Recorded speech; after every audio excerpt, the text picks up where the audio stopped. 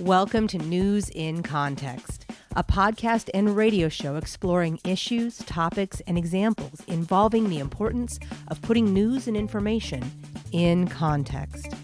I'm Gina, host of News in Context. Each week, I go in-depth via interviews, experiences, panels, and examples from the week's news to illuminate an aspect of contextualizing news and information.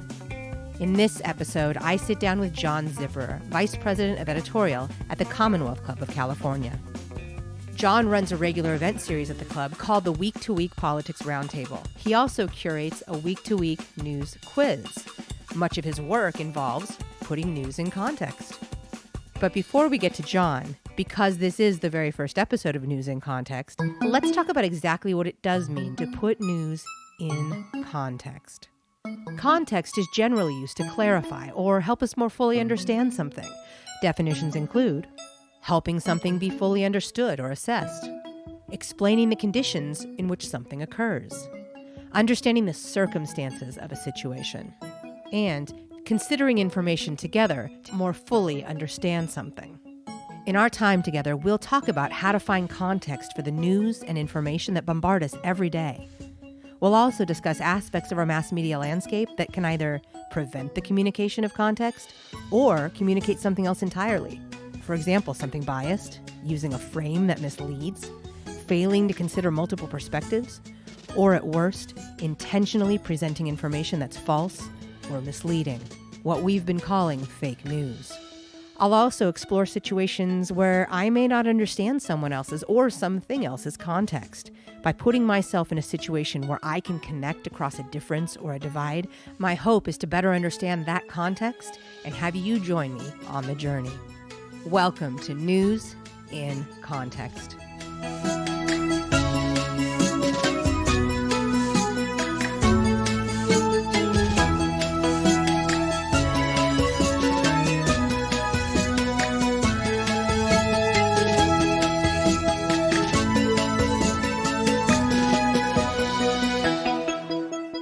Thank you so much for talking with me today. So I want to talk first of all about your week-to-week political roundtable. And I want to know what prompted you to start something like that. Several things. One of them was, just the dissatisfaction with what we see on like late night cable news in quotes, I guess there. It's entertainment, kind of along the, Thunderdome idea of people just getting into combat and, you supposedly learn something out of it. Well, you're not. You're entertained or turned off. I was turned off, but I've always loved politics and been interested in it. So I kind of wanted to address that somehow. I had recently gotten into watching Mark Shields and David Brooks, and I was like, I like the fact that here are two people. They're not widely divergent. It's not InfoWars versus Huffington Post, but a conservative and a liberal who clearly liked each other, could disagree, do it with a sense of humor, and be civil about it. And you learn something out of it. So I wanted to have people on the stage who could do that. And I think, to be honest, I succeeded the very first program. One of my guests was Deborah J. Saunders, a longtime conservative columnist at the San Francisco Chronicle. And she had to leave shortly before the program ended, so she had to go cover a convention or something in town. So the program continued, we ended. This woman came up to me and she said, when I heard you had Deborah Saunders on this program, I was so mad because I hate her column. And you know what? She was great. And I was like, exactly. Yes, exactly. It's funny that you say that. I also work with an organization called Civity and then All Sides. And that's their goal, is to engage across differences, sometimes difference of power differential. But the idea that we should actually be able to talk with each other, and the way that news is presented contextually, it's in a context that makes us diverge into our little areas or filter bubbles or echo chambers, whatever it is, instead of just sitting down and being like, oh, actually, you and I agree on a lot. Oh my God. That's a great moment. What are some other moments or things about this program where you feel, gosh, I'm so thankful we're doing this, or I feel like I'm contributing this? I really like it when, and this has happened a lot, where someone afterward either will send me an email or they'll come up and talk to me or talk to one of my panelists and just say, really enjoyed that program. You really made me understand why XYZ works. I never understood why conservatives want to do this on immigration or something. I may not agree with it, but I understand it now. That's the best. That's the goal. A lot of what I've seen is that people do want to engage and they do want to figure it out. Why do you think people come, and why do you think they're willing to take the time? For one thing, we kind of alluded earlier to kind of bubbles that people get into. This is the Bay Area. It's like bubble central, right? When I have gone for a period of time where I've maybe had some trouble finding, for example, a conservative panelist. Now, I always want at least one on a panel. But through, for example, Deborah Saunders is now in Washington, D.C., covering the White House. Others have moved to Southern California, or, they're changed jobs or something. So just this past year, I was happy. I got 2 new conservatives, and they were both great. But when I've had a program where I just wasn't able to get a conservative on the panel, it's been liberals in the audience who have come up to me afterward and said, "Can you get Carson back? Where's Bill Whalen?" Because they want to hear someone who will give them information they don't have, give them insight into something they're not getting from whatever their general news sources are. So, frankly, I fail with this program if I do go for a while without getting other viewpoints into it. And one of my biggest failings was finding, for example, Trump supporters. I had one, and to be honest, we had a couple audience members who were kind of ginned up by the election and shouted at him. He never came back, and it's like, I don't need someone who is going to come and try to convert people to Trumpism, but to be able to explain why he's doing something rather than everyone just relying on what Rachel Maddow says. And I'm not criticizing Rachel Maddow. I'm just saying someone to get on the other side, and you can again hear it in their framework of ideas and either reject it or not, but still that's why they're doing that. Yes. What about on the flip side? Clearly, the Bay Area is known to be more of a progressive place, but certainly conservatives live here. Do you have conservatives who are attending and engaging as well? Yes. So at the Commonwealth Club, we always try to get input from audience members, whether it's live questions into a microphone or written questions that then are brought forward and the moderator kind of works them into the conversation. So I always get those questions as well. And they come up, well, why do Democrats keep doing X, Y, Z? And I will try to get our people to answer that and address that. So I don't see this as a mission to the liberals of the Bay Area. I see it as really something that, hey, look, we're all in this together. Let's try to understand it. Let's try not to demonize anyone, but let's actually really try to at least say, look, this is the issue we're talking about. And when you have that information, and when you see someone who is making this case or giving the information, and it's not just something, in a remote TV or reading it in a paper or something, I think there is a possibility that you're at least going to be a little bit more empathetic to them. Okay, they're a human being. Even if I think that's an idiotic idea, this is a human being saying it. And you know what? I kind of liked what this person said the other 45% of this program. So, maybe they're not a complete idiot. Exactly. You just touched on so many things. They're a human being. Empathy. Contextualizing the person not as the enemy, but as an actual human who's just like me. And, you have the same concern about this issue. You just have a different way of getting to the solution. When we get into the issue of political discussions, we also have to understand that most people aren't wired to understand politics. They're wired more to think of, why isn't the situation being taken care of? Why are all those people in Washington arguing? Why? A perfect example, really, or a great example and a silly example, was the President of the United States criticizing Nancy Pelosi because of problems in San Francisco's streets and saying, well, why doesn't she solve this? And of course, the answer is, that's not what the U.S. representative for any area does. You can go after the mayor, and probably should. You can go after the supervisors and the commissioners and, the people who are working on it. But that was someone who maybe could have used a bit more context. Sure. Great example. When I say put news in context, contextualize news and information, what does that mean to you? What does it mean to you to put news in context? It means to not just report, assuming it's like radio, TV, news, whatever type of report. It's not just XYZ happened, so-and-so said such and such about it, someone else said something else about it. And now you have the story. And I think That's not necessarily always done out of lack of perception on the news organization side, because they're also often thinking, we've covered this story every week for the past 3 years or whatever. So another story on the abuse of opioids or whatever, we're assuming our audience has taken in some of the rest of that, but they may not have. Well, I think that's important. As someone who used to work in a newsroom, I can personally attest to that. You think, my God, we've covered this story all the time. I know so much about it. I just need to give you the piece that's new. Okay, you teach. I would be a terrible teacher because I tend to think anything I know, I can't believe someone else doesn't know. And I don't mean, I think they're an idiot. I just mean, I don't know how they could not know this. If we're talking about, I've done a lot of real estate finance journalism, done a lot of high-tech technology journalism. I mean, I know I'm not the super expert in those. So therefore, if I understand what auction rate bonds are and secondary market mortgage securitization. Huh? No, just kidding. Right. Well, I kind of figure, okay, well, anyone who's entering into a conversation with me about that has got to at least know the basics. In those situations, I'm horrible at contextualizing because I don't know what the other person's understanding is, what their world is, both in high tech and in commercial real estate. I was writing for audiences that were already expert in this stuff. So I am somewhat in awe of people who are very good at understanding something very intricately, but then being able to say, okay, this is what it means. I would love to see if someone's done any research on whether someone who's a really good teacher is a better journalist because of that.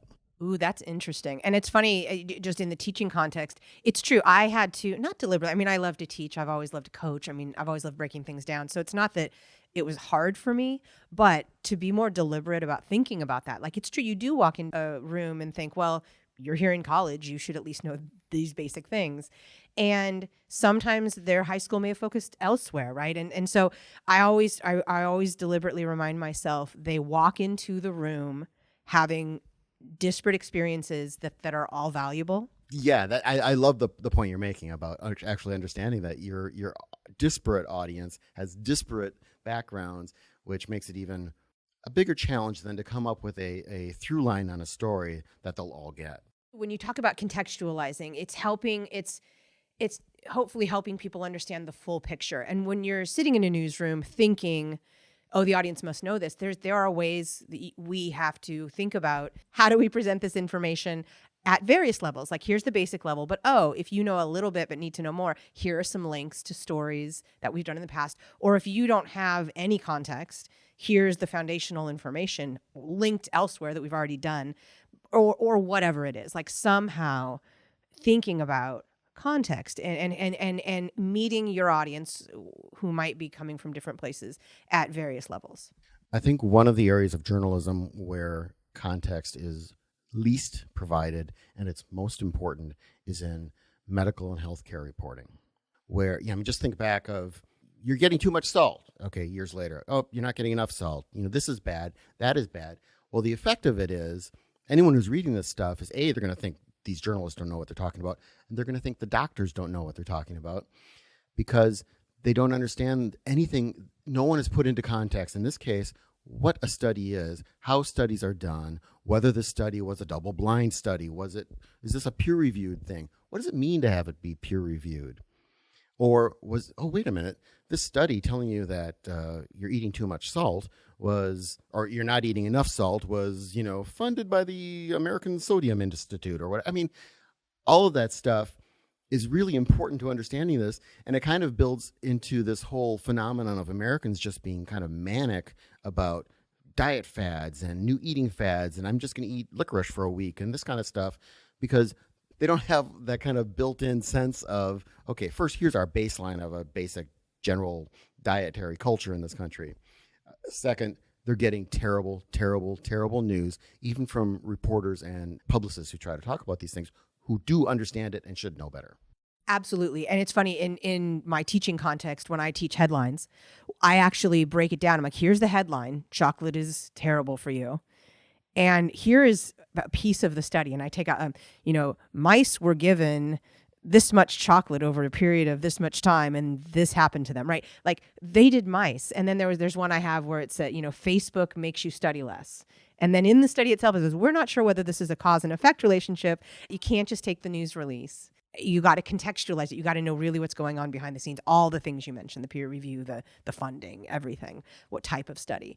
Journalists, I think, can do a better job. And what I mean is daily journalists can do a better job at contextualizing. Then we get to the issue of why journalists are in this position to potentially be unable to contextualize information. There are some structural and systemic issues in journalism that lead to journalists not having the time or the resources to contextualize information, such as being asked to produce 3 stories in a day, which is a thing, being owned by entities that are not there to support the journalism, but to siphon off the assets. You, of course, have a broadcast news background.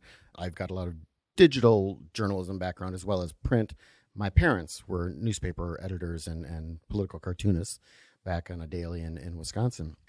Back when you used to have kind of that stereotypical gruff editor, people of a certain age will remember Lou Grant, and someone writes a story, they hand it into the editor, and the editor's like, well, what about this? You're missing this. You didn't do this. Who's this person? Why are you? And it's not just writing tips. It's how is the reader going to read this?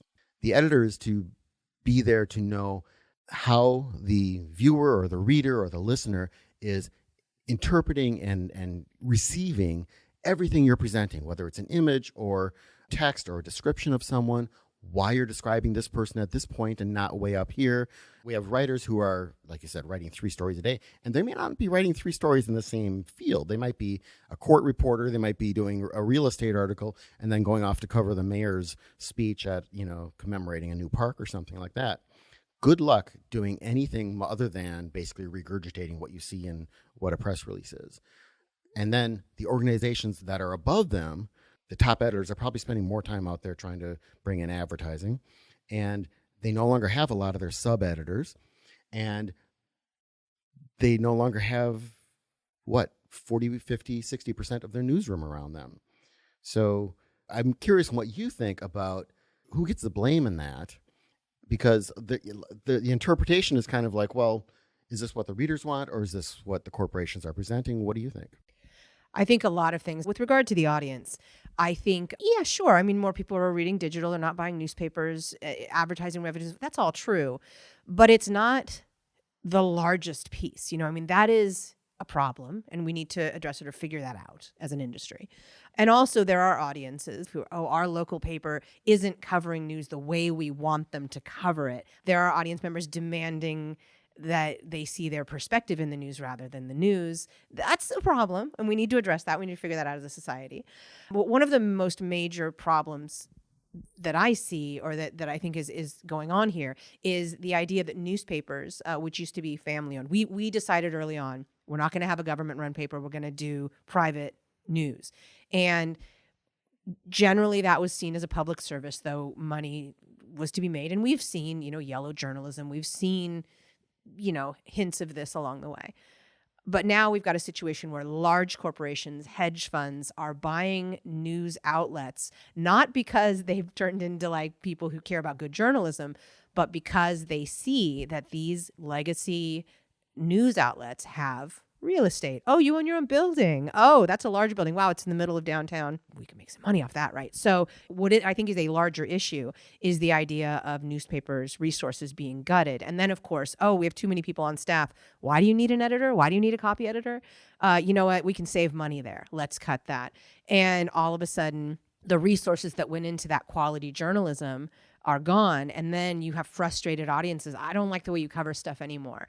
What is this? Why is the paper only 4 pages when it used to be this? I will not deny, obviously, that there are issues with people moving online and with people getting frustrated with news, and even with journalists trying to figure out the balance between promotion and journalism in this context. But I do think one of the major issues is this corporate ownership. I agree. And I really like you're tying it into kind of the history of papers. I mean, a lot of papers were started by zillionaires, back when millionaires were considered to be rich. And a lot of them were very politically, you'd have the Richmond Democrat and the Houston Republican papers. Over time, of course, they did find that these could make a lot of money. the good thing was a lot of them pumped that money back into the paper. Right. So you got big newsrooms, and you developed this culture that was not there back in the 1800s of, the idea of, we can call it objective journalism, but even with the caveat, there's no such thing as truly objective, but people who were trying that. And really what they were trying to do was, again, take into account their biases and at least present it in a way that people could understand it and make up their own mind. So these papers get big, and even in small towns, a lot of papers did very, very well, especially because of classified advertising, right? They made a ton of money off that. But in big cities, of course, some of them became quite powerful, bought or started radio stations, television stations. Like you said, they have their Tribune Tower, which is, by the way, now high-end luxury condominiums. And so then when they get to the point where, okay, the newspapers have contracted, hit largely by the loss of classified advertising, and so you have the hedge funds buy it. The hedge funds are just about their returns. That's why they exist. They're not there to invest in quality journalism. And it's exactly what you said. They're looking at this and saying, oh, and we've seen this.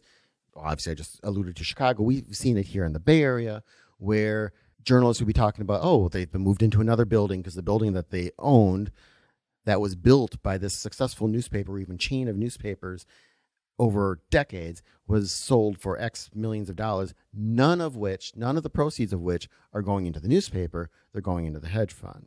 And you kind of get this rump entity of the print newspaper still existing, being told it basically has to sink or swim on its own, while the real estate goes off, while the radio and TV are maybe bundled up into a separate company and done, as in fact happened with the Tribune Company in Chicago.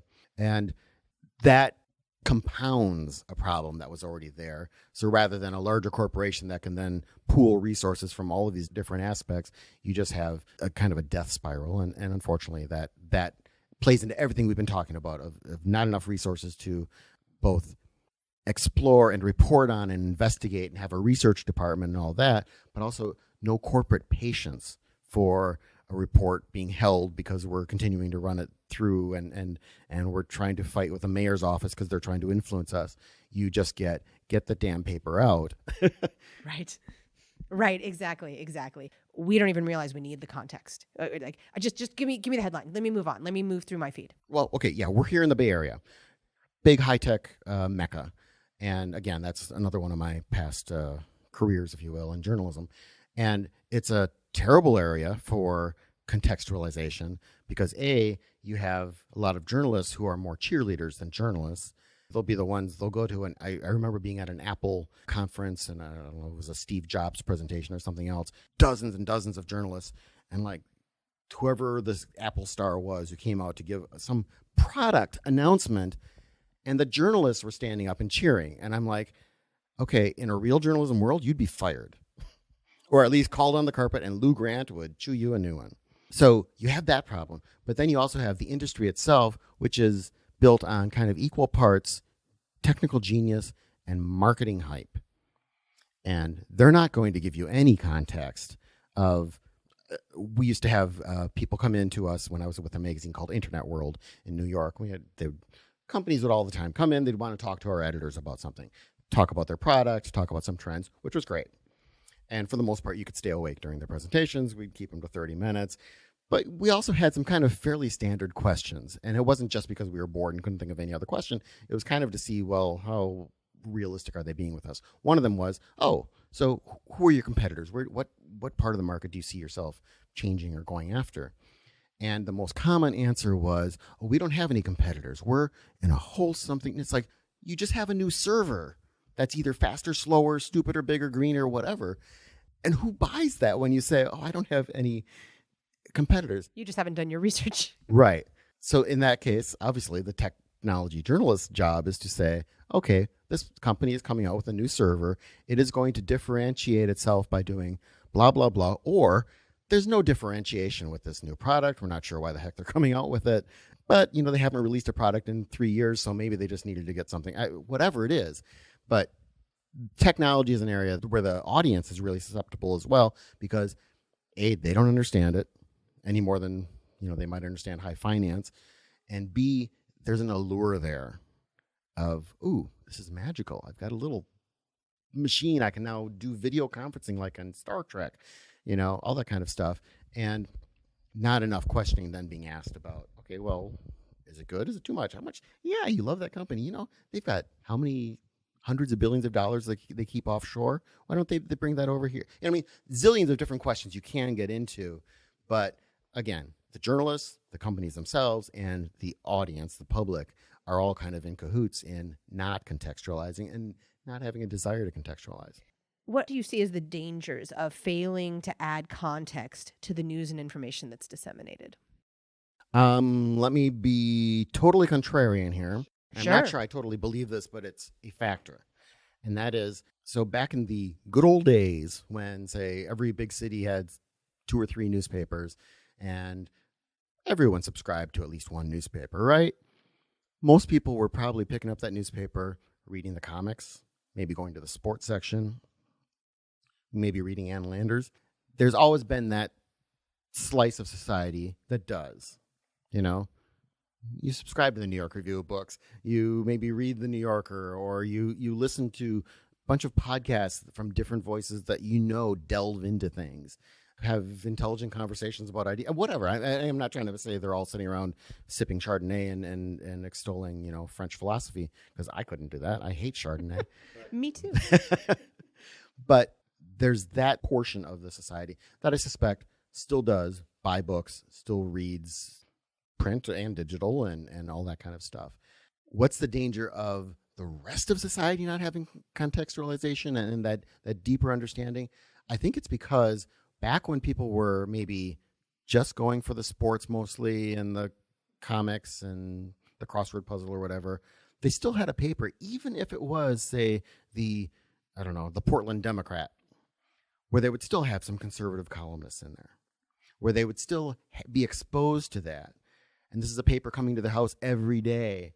And sometimes they're bored and their ride hasn't arrived, and so they're going to read it more, which is very different from, I'm bored, so I'm just going to keep digging into InfoWars because I know they're going to really go and make those libs cry in another video. Right. All right. Well, is there anything else you want to add that we didn't talk about? I don't know where all this is going. I don't know any solution to this. I think we've identified both somewhat trends as well as what are some of the dangers of this. But Jeff Bezos can't buy every place and actually hire reporters and such. And I wouldn't even hold him out as, the ideal owner. But all of the economic pressures on the news are still there. And that we've been seeing that have been crushing a lot of news organizations are still there. And I do not know where it's going. And I don't want to end on a pessimistic note. I'm just saying I don't know what's going to happen. I certainly hope that, some of these little things we see popping up here or there will grow or they'll merge and they'll become bigger or whatever.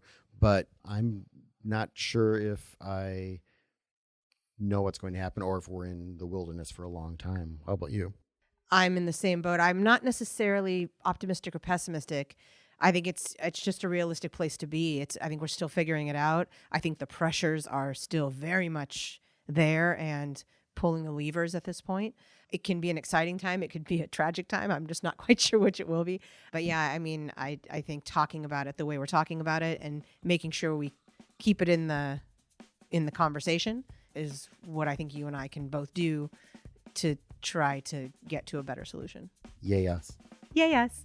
Thank you so much. Glad to do it. A deep and grateful thank you to John Zipperer, the creator of the Week to Week News Quiz, host of the Week to Week Political Roundtable, and Vice President of Editorial at the Commonwealth Club of California. I appreciate you taking the time to talk with me about putting news in context. You can check out the Commonwealth Club's Week to Week Political Roundtable by going to commonwealthclub.org/W2W. And of course, try your hand at the Week to Week News Quiz, commonwealthclub.org/W2W quiz. Music used in this episode includes Spring Fling by Track Tribe and The Heist by Silent Partner. To hear my full conversation with John, go to newsincontext.net. I'm Gina Valeria. Thank you for listening to News in Context. Talk with you again soon.